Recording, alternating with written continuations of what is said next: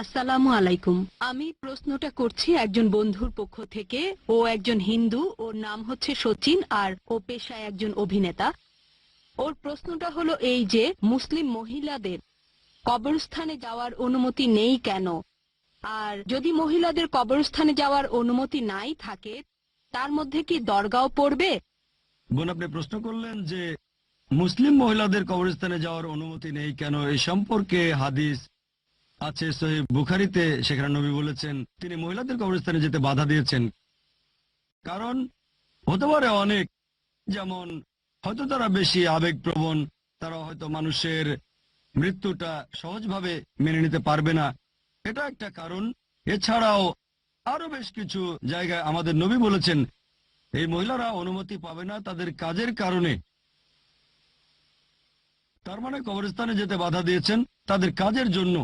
এই হচ্ছে কারণ যে মুসলিম মহিলারা কেন কবরস্থানে যেতে পারবে না। যদিও কিছু বিশেষজ্ঞ আছেন যারা বলেন যে কিছু হাদিসে উল্লেখ আছে যে নবী কয়েকজন মহিলাকে অনুমতি দিয়েছিলেন পরিস্থিতির উপর নির্ভর করে। এখন আপনার প্রশ্নের ব্যাপারে যদি বলতে হয় যে কবরস্থান সম্পর্কে, আমাদের নবী মুহাম্মদ সাল্লাল্লাহু আলাইহি ওয়াসাল্লাম বলেছেন যে তোমাদের উচিত কবরস্থানে যাওয়া যাতে আখিরাতের কথা তোমাদের মনে পড়ে।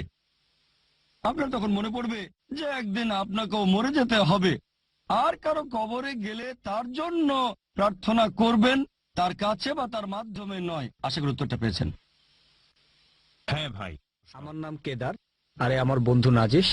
আপনার কাছে আমার প্রশ্ন হলো এই যে এই বিশ্বজগতের যে নিয়মটা আছে সেটা একেবারেই সৃষ্টির প্রথম থেকেই এই রকম আছে।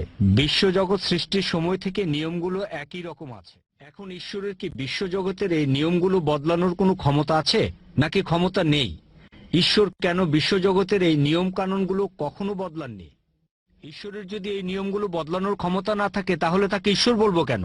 ভাই, খুব সুন্দর প্রশ্ন করেছেন যে বিশ্বজগতের যে নিয়ম সেটা সৃষ্টির প্রথম থেকে একই রকম আছে।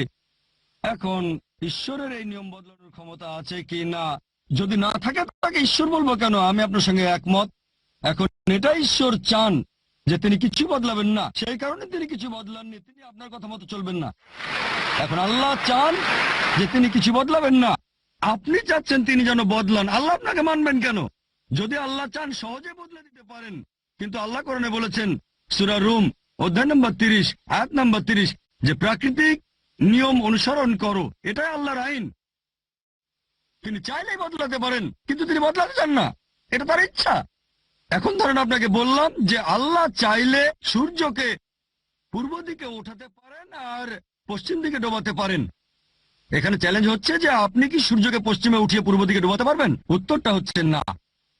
তবে কিয়ামতের দিনে, কিয়ামতের অন্যতম একটা চিহ্ন হচ্ছে সেদিন সূর্য পশ্চিম দিকে উঠবে।